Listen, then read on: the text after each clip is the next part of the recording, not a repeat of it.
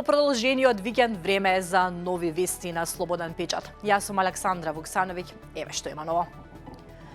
Министерството за внатрешни работи започнува со интензивна фаза на тестирање и калибрација на камерите од системот Безбеден град низ Скопје, како последна подготовка пред официјалниот почеток на автоматското казнување најавено за 1 февруари. Овој процес кој ќе предизвика привремен сообраќајен метеж и повремени застои. Од денеска до 31 јануари од 8 се до 20 часот ќе се врши физичко тестирање на поставената опрема. Оваа фаза е клучна за техничката исправност на системот, бидејќи вклучува прецизна калибрација на радарите и камерите за да се осигура дека мерењата на брзината и детектирањето на прекршоците се апсолутно точни пред системот да стане целосно оперативен. На одредени локации сообраќајот ќе биде целосно запрен за да се симулираат услови потребни за верификација на уредите. За време на тестирањето возилата нема да можат да поминуваат на локациите каде што се врши проверка, па граѓаните треба да сметаат на привремени затворања на улиците.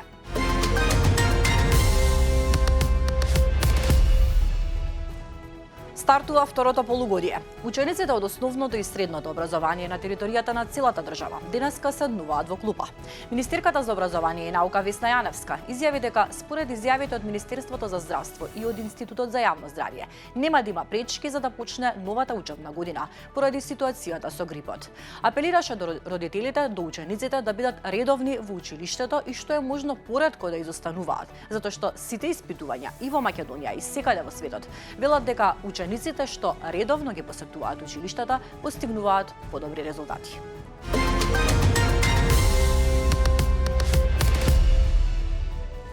Советот на јавни обвинители денеска треба да ја одржи 36-та седница на чиј дневен ред, меѓу другото е и донесување на одлука за избор на основен јавен обвинител на основното јавно обвинителство Скопје.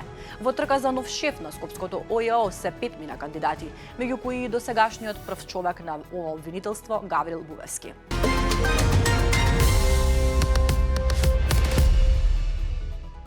Две малолетни момчиња вчера биле нападнати од насилници со фантомки на стадионот Борис Трајковски во скопската населба Маџари.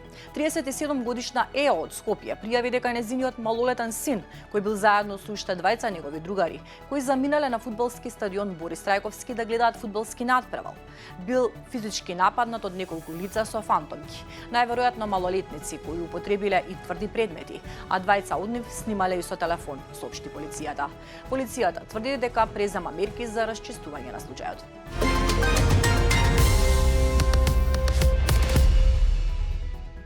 Ке учествуваме на 56-тиот годишен состанок на Светскиот економски форум во Давос, Швајцарија.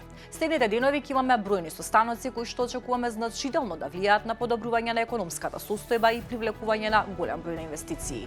Учесник ќе бидам на 3 панели на кои што ќе ги презентирам можностите за инвестирање во Македонија.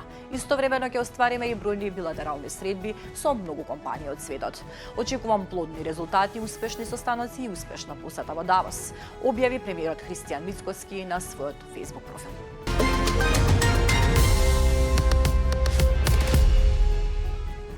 Официјалната програма на Светскиот економски форум започнува денеска во Давос. На денот на отворањето говори ќе имаат претседателката на Европската комисија Урсула фон дер Лајен, францускиот претседател Емануел Макрон и кинескиот вице-премиер Хе Лифенг.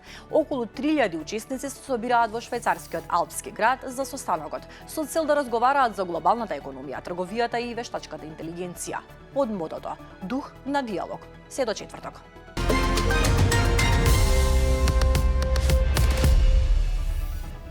Продолжуваме со вести од светот. 6-годишно девојче е единственото преживеано од сериозната железничка несреќа во Шпанија, во која загинаа нејзините родители, брат и братучет. Беше потврдено откако беа идентификувани жртвите. 3-дневна жалост ќе започне во Шпанија од денеска.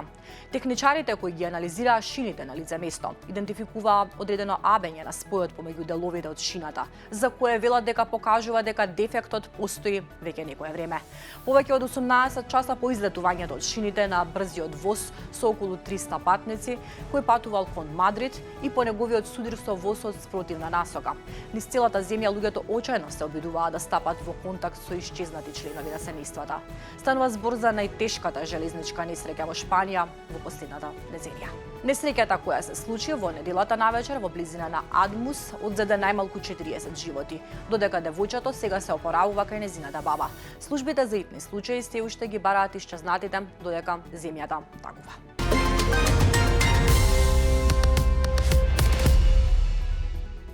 Киев се соочува со најлошата зима од почетокот на војната, поттикната од руските напади врз електраните во градот. Председателот Володомир Зеленски прогласи вонредна состојба во енергетскиот сектор на 14 јануари поради зголемените напади. Ситуацијата се влошува од долгогодишните проблеми со инфраструктурата, што доведоа до хуманитарна криза во која жителите останаа без грејење, топла вода и електрична енергија.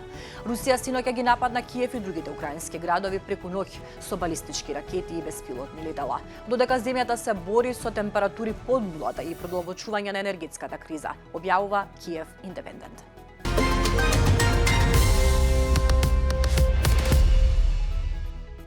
Американскиот председател Доналд Трамп изјави дека 100% ќе ги реализира своите закани за воведување дополнителни царини доколку не постигне договор за Гренланд, зголемувајќи ги тензиите меѓу САД и нивните сојузници. На прашањето дали би употребил сила за да го преземе островот, Трамп одговори со без коментар. Европа треба да се посвети на војната во Украина, а не на Гренланд, изјави Доналд Трамп. Трамп кажа дека ќе разговара за Гренланд на Светскиот економски форум во Давос, зашто Данска не може да ја заштити територијата, но додаде оти не очекува дека Европа ќе го притиска премногу.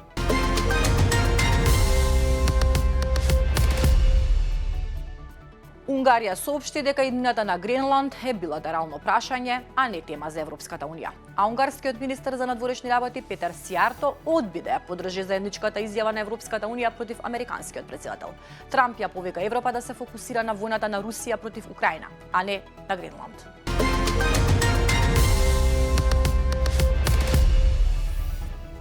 Малку вести од спортот. Македонската ракометна репрезентација вечерва од 18 часот ќе го има последниот надпревар од првата групна фаза на Европското првенство 2026. Противник на црвено-жолтите ќе биде селекцијата на Романија. Правдата ќе ја делат словенечките судии Давид Сок и Бојан Лах. Македонците со победа ќе ги зачуваат шансите за пласман во втората фаза.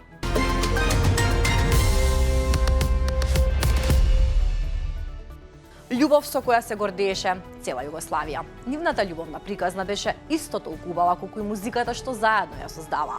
Почина Сенка Велеталник, сопруга и животна сопатничка на нашиот Зафир Хаџиманов, со што повторно се отвори една од најубавите и најдостоинствени љубовни приказни на југословенската културна сцена. Зафир Хаџиманов е еден од најзначајните уметници на поранешна Југославија. Почина во март 2021 година, а покрај неговиот голем талент, јавноста и денес го памети и под длабоката тивка и искрена љубов што ја споделуваше со Сенка. Прочитете повеќе на оваа тема на нашиот сајт.